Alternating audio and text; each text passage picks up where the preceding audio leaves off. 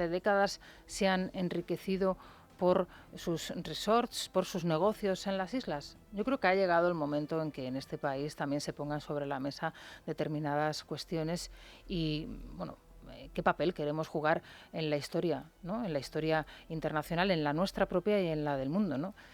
Y qué papel quiere jugar España como país de referencia, como país hermano, como en este caso padre y madre de todos aquellos países iberoamericanos, ¿no? Hoy Félix de Azúa, en su columna en el diario El País, da una recomendación a los periodistas que a mí la verdad es que me imagino, se me antoja que es inútil, y es cambiar la pregunta. En vez de preguntar a Isabel Rodríguez y al resto de miembros del Ejecutivo si Cuba es una dictadura, preguntarles si Díaz-Canel, si Maduro, si este señor Castillo, que ahora va a llegar al gobierno de Perú, son dictadores. En ese caso de Castillo todavía no ha tenido la oportunidad de llegar al poder, pero en el caso de Díaz-Canel y en el caso, por ejemplo, de Maduro, o en el caso, como por ejemplo, de Stalin en el pasado, podrían preguntárselo, ¿no? ¿Consideran ustedes que son dictadores? Bueno, sería otra pregunta, por supuesto, tampoco la responderían.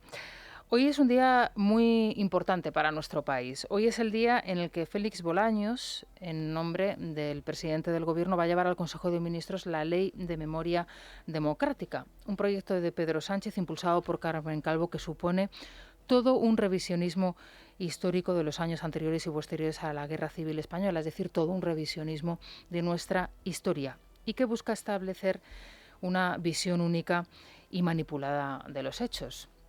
Una visión al pasado que contrasta con lo que hace unos días nos decía el propio presidente del Gobierno. Una ley ordinaria no va a sustituir nunca la Constitución española. Esto es de primero de derecho. El estado de alarma es el pasado. Hay que mirar al futuro. Y el futuro se llama vacunación, vacunación y vacunación.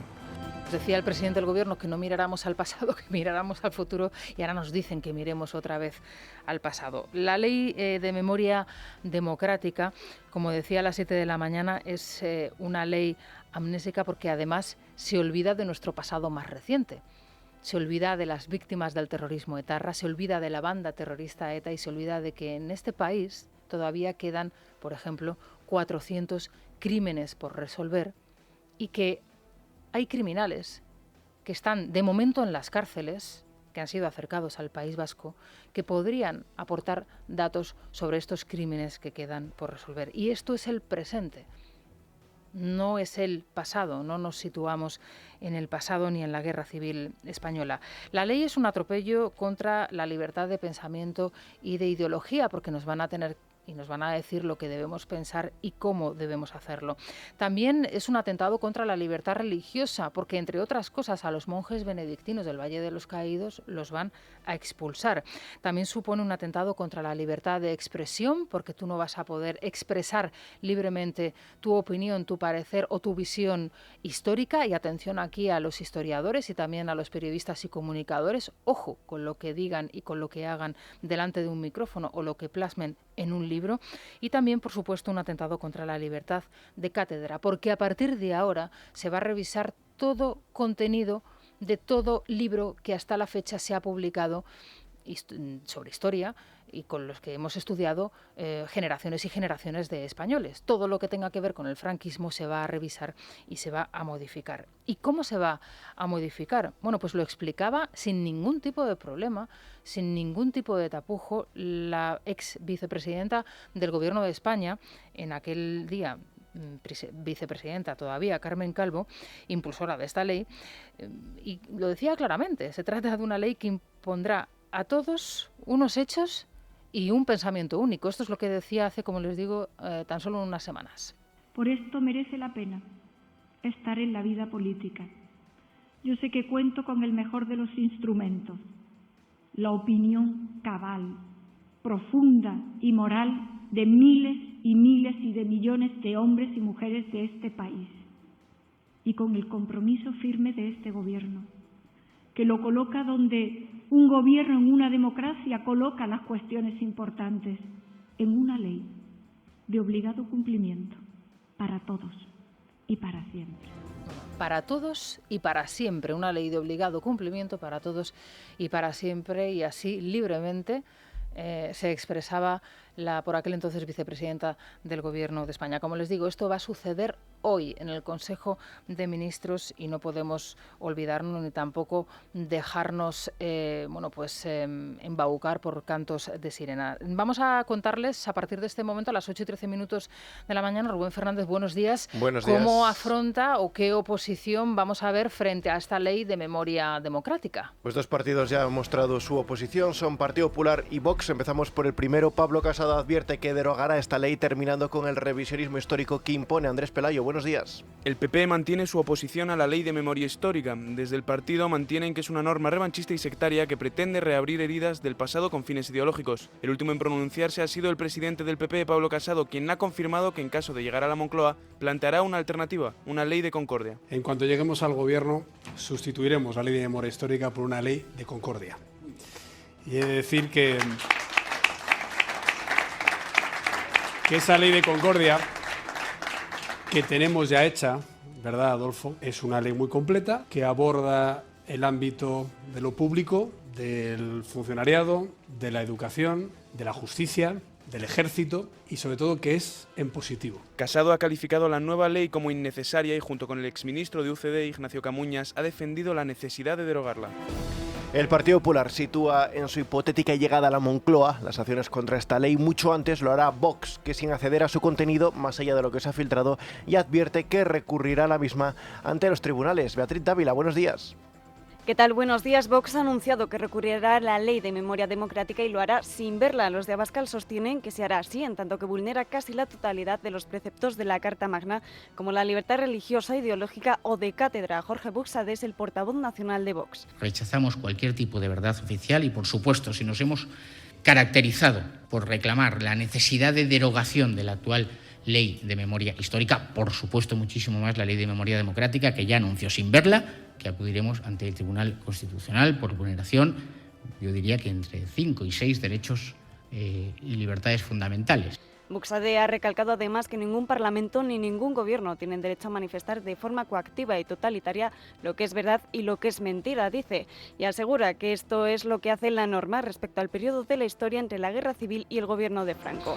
Bueno, pues desconocemos qué es lo que va a hacer Ciudadanos, qué es lo que va a hacer Inés Arrimadas. Mea culpa, ayer se me olvidó preguntárselo a Edmundo Val, pero es que estábamos debatiendo sobre el Partido Socialista, si es igual el Partido Socialista de Albacete, el de Lambán, el de Paje, el de Fernández Vara que el de Pedro Sánchez. Bueno, en estas estábamos ayer a esta hora en el programa. Entre tanto, sepan que el Tribunal Constitucional ya ha dado a conocer el resto de votos particulares sobre la sentencia del estado de alarma. Nos queda todavía el de Xiol, el de uno de los magistrados por conocer, después de también, he de decir, bueno, pues el terremoto que ha supuesto el voto particular de Conde Pumpido, que directamente, sin quererlo o queriendo, yo todavía tengo mis dudas, bueno, pues ha expuesto claramente lo que es la corrupción de la justicia, ¿no? Y la inexistencia de esa separación práctica de poderes en nuestro país. Hoy, como les digo, a través de la prensa y a ultimísima hora conocíamos algunos de los detalles de esos nuevos votos particulares. Considera el presidente del Constitucional, González Rivas, que el estado de alarma fue admisible y proporcional. Coincide en su diagnóstico con el magistrado conservador Andrés Ollero, que añade que el estado de excepción tiene connotaciones políticas y está asociado a problemas de orden público. Ambos creen que ningún derecho fue suspendido, sino simplemente limitado. En los próximos días se conocerá, como dices, el voto particular de Juan Antonio Xiol, mientras el gobierno sigue cuestionando la sentencia. Isabel Rodríguez, portavoz del gobierno en la cadena SER. No me atrevo yo a interpretar las consideraciones de un magistrado del Tribunal Constitucional, pero seguramente si hubieran hecho el esfuerzo de poner sus mentes, además de en los conceptos jurídicos, en la situación concreta que se vivió aquel 11 de marzo, 12 de marzo, 13 de marzo, 14 de marzo, 15 de marzo, seguramente si hubieran puesto sus cabezas ahí, quizás hubieran interpretado el derecho de otra forma.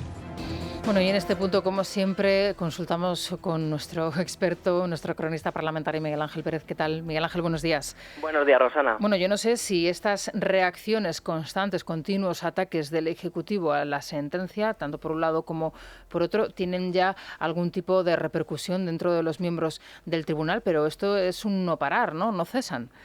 Pues Rosana, lo que ha sucedido esta noche la verdad es que es algo inaudito, porque tenemos que recordar, la semana pasada, el miércoles, fue cuando se conoció el fallo, digamos, de la sentencia del Tribunal Constitucional que declaraba el confinamiento del gobierno de Pedro Sánchez inconstitucional durante el primer estado de alarma. Al día siguiente, el jueves, se comenzaron a filtrar a los medios de comunicación la sentencia, el contenido de la propia sentencia, que todavía no había sido notificada oficialmente. Al día siguiente, viernes, se filtró el voto particular discrepante del magistrado progresista Cándido Conde Pumpido, y ayer, lunes, pasadas las 10 de la noche, se notifica la sentencia con 4 de los 5 votos particulares. Falta el del magistrado Juan Antonio Sió, que desde el Tribunal Constitucional no se ha dado ninguna explicación de lo que ha sucedido y por qué se notifica pasadas las 10 de la noche una sentencia tan relevante como esta, y por qué no se notifican los 5 votos particulares y solamente se dice que el de Juan Antonio Sió pues se va a conocer en los próximos días.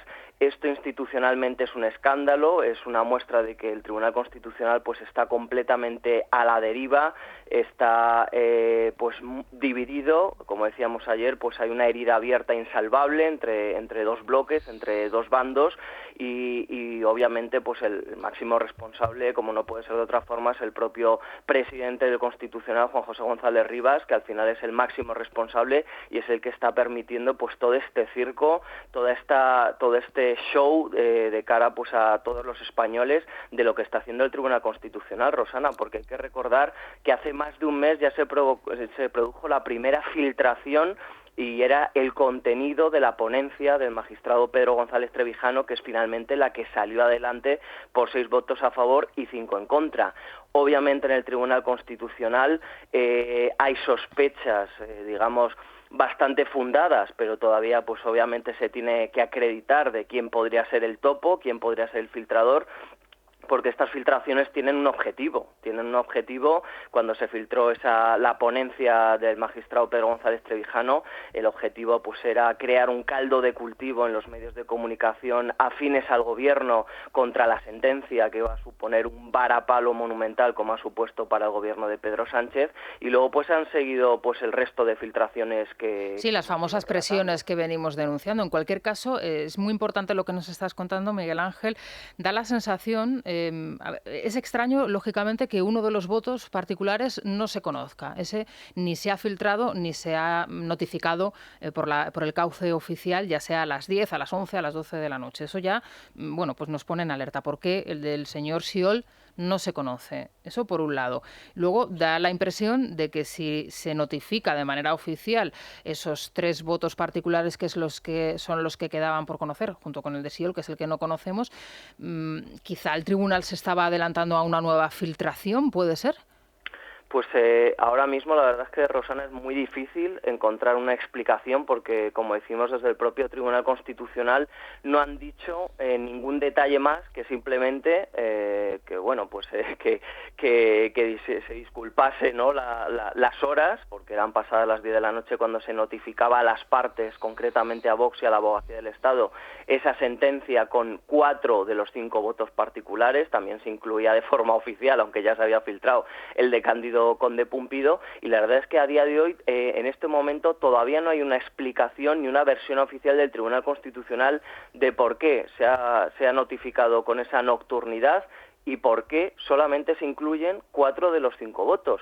Podría ser, como dices tú, Rosana, pues para evitar otra posible filtración, pero desde luego, como decimos, esto es una muestra de lo que está sucediendo en el seno del Tribunal Constitucional. O sea, es un tribunal muy importante, como decimos, no forma parte del Poder Judicial, pero es un tribunal de garantías de la Constitución, y está dando un show lamentable con estas filtraciones, porque está dando una imagen imagen terrible a los ciudadanos, y empezando pues por esas diatribas que tienen internas, esas luchas de poder, y obviamente pues como publicamos hoy en Libertad Digital, Rosana, desde luego el magistrado Cándido Conde Pumpido es uno de los magistrados a los cuales pues el resto de compañeros pues miran con ojos de sospecha, porque hay una cosa muy clara: cuando se filtra una sentencia, puede ser cualquiera de los magistrados u otro funcionario, digamos,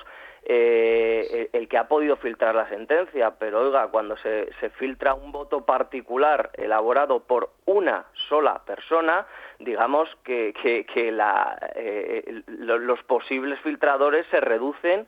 Y además, Rosana, aquí la clave sería averiguar si en el momento en el que se filtró el voto particular de Cándido Conde Pumpido este viernes, pues Pumpido ya había entregado a la Secretaría del Tribunal Constitucional el voto particular. Si lo había entregado, pues bueno, puede ampliarse el número de sospechosos. La búsqueda, sí. Si no lo había entregado, Rosana, se supone que solo lo tenía él. Y claro, si a todo esto añadimos que obviamente el magistrado Cándido Conde Pumpido tiene intereses directos en tensionar el Tribunal Constitucional, y que él tiene unas ambiciones de cara al gobierno para poder presidirlo en el futuro, pues obviamente, como decimos, hay una gran sensación de desazón por parte de los otros magistrados en el Tribunal Constitucional, y todos, por supuesto, miran de reojo a... Hoy, si no recuerdo mal, nos contabas ayer que se reúnen, ¿no?, entre hoy y mañana de nuevo el tribunal. Efectivamente, se vuelve a... Bueno, ¿y en qué ambiente lo harán? ¿En qué ambiente? Efectivamente, porque bueno, según pudimos saber, pues en la última deliberación de la semana pasada, hoy se vuelve a reunir el pleno entre hoy y mañana, y en la deliberación de la semana pasada, pues según las fuentes que consultamos, hubo una auténtica tensión entre los magistrados, y nos decían directamente pues que por ejemplo, Conde Pumpido está fuera de sí. Así, con estas palabras nos lo dijeron, ¿no?, durante la deliberación, porque obviamente pues Conde Pumpido se está jugando mucho su futuro, y según las fuentes que hemos consultado, pues nos dicen que su intención es que el gobierno vea sus movimientos, que hace, dejarse ver, vamos, que no pasar inadvertido, desde luego. Que el gobierno lo valore y bueno, en el futuro pueda conseguir algún cargo o algún ascenso, con lo cual pues desde luego el pleno convocado para hoy y mañana puede ser un auténtico polvorín, y más si cabe después de este espectáculo lamentable de filtrar ayer la sentencia con nocturnidad y sin incluir la totalidad de los 5 votos particulares. Bueno, este pleno, ya por último, rápidamente, Miguel Ángel, lo que va a abordar es la prórroga del estado de alarma, la segunda prórroga el segundo estado de alarma, ya sin el confinamiento, y también la situación, el nombramiento de Dolores Delgado, o eso no lo van a abordar. No lo van, esa parte, lo segundo no lo van a abordar, Rosana. Lo que sí van a abordar es el famoso secuestro del Congreso de los Diputados, ¿sí?, cuando cerró Pedro Sánchez sin contar y sin dar explicaciones a nadie, pues con motivo de la pandemia, las Cortes, y que obviamente pues toda la oposición puso el grito en el cielo. Ese es uno de los temas que se va a abordar. Seguramente el otro tema, que es el segundo estado de alarma, posiblemente hasta después de verano, incluso septiembre, octubre o noviembre, no se tendría una resolución, y lo que está claro es que ahora mismo el ambiente es irrespirable en el Tribunal Constitucional, y va a ser complicado que pueda salir entre hoy y mañana pues alguna resolución que sea tan sensible, ¿no? Porque ahora mismo hay dos bandos muy enfrentados y la tensión está a flor de piel, como decimos, o sea que habrá que estar pendientes si sale alguna resolución o no entre hoy y mañana, que va a ser complicado. Pues no sé si tenías previsto cogerte vacaciones próximamente, pero me parece, Miguel Ángel, que la vas a tener que dejar para más adelante. Hasta agosto. Así que tendremos ocasión de seguir hablando contigo. Muchas gracias, Miguel Ángel, buenos días. Buenos días, Rosana. Bueno, pues ya ven ustedes cómo está el panorama, cómo se hacen las cosas en este país, en una institución, en un tribunal como es el Constitucional. Ahora enseguida con Francisco Rosell y con Isabel San Sebastián vamos a abordar esta cuestión que hoy con dificultad van a encontrar en la prensa. Así lo pueden leer parte de esos votos particulares en las páginas del diario El Mundo, pero lo cierto es que con una comunicación a las 10 de la noche es muy difícil llegar al cierre de los periódicos para introducirlo en sus ediciones, al menos las de papel. Vamos a hacer una pausa y enseguida regresamos con más historias. Es la mañana. Es radio.